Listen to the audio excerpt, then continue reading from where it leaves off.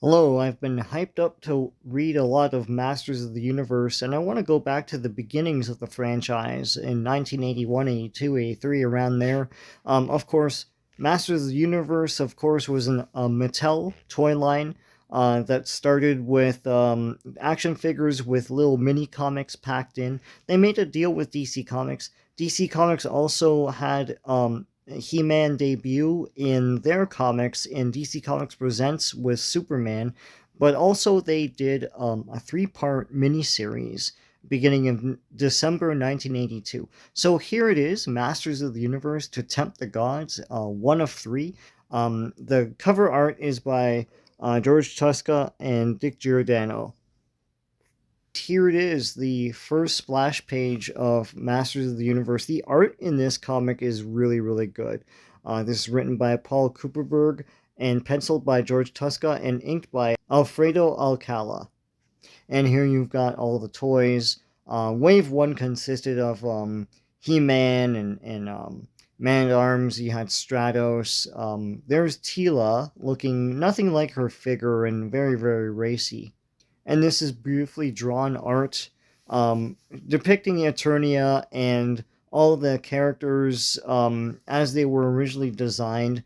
You've got Man at Arms without his mustache, which he was in the action figures. In this early iteration, Prince Adam is around. He looks like He-Man, but when he is He-Man, no one really recognizes him. He can turn into He-Man. The original version of He-Man that was in the mini comics that was packed in with the toys, the first four of those was a jungle character that gets the superpowers of He-Man, where he puts on the bandola of He-Man.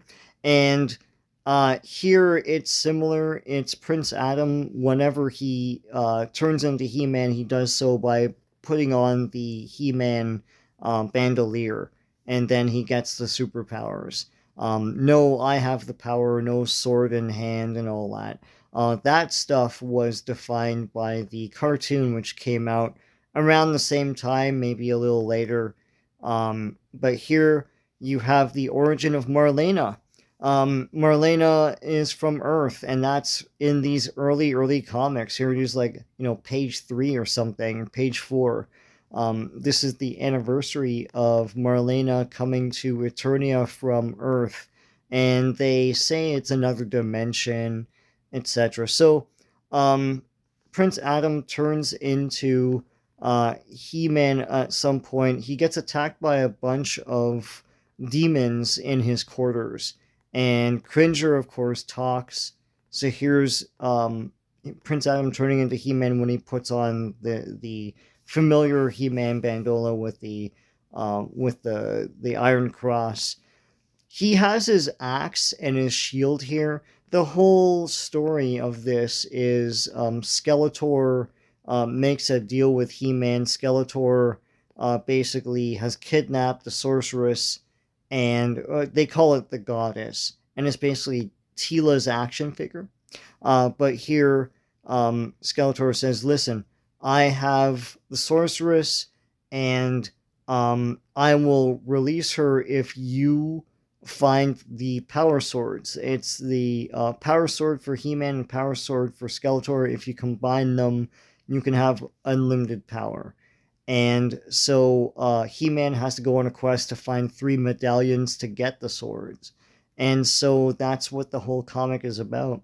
You see Castle Grayskull here, and here is the goddess, which is basically the Tila action figure. I guess they still didn't figure out what they were doing with all these designs. He-Man looks very classic here. All the art here is exquisite. It's a little bit more stepped up from what you saw in the mini comics. Skeletor is depicted as a guy that came from another dimension into Eternia to take it over.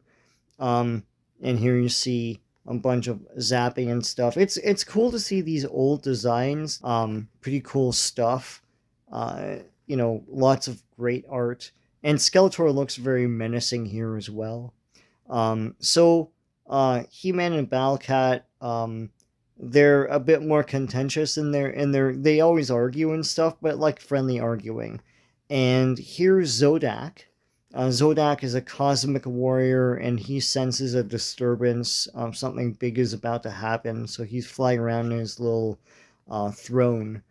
He-Man goes to Teela, who is depicted as a woman with like very little clothes, and she's the captain of the guard. She brings He-Man to the parents. The parents don't know that Prince Adam is He-Man. Prince Adam is a bumbler, and he's maintained that so that he can protect the He-Man, the He-Man identity. And he thinks, oh, I kind of look like Prince Adam, but they don't recognize him with his like weird bandolier here. So, but they admire He-Man very much, and not so much Prince Adam. And so the wizard that's stationed in Teela's castle as captain of the guard is being attacked by all these demons, and so He-Man and Teela fight all these demons. They look awesome, and they got blasters, and they've got like melee weapons and stuff, and Balcat's in the fray.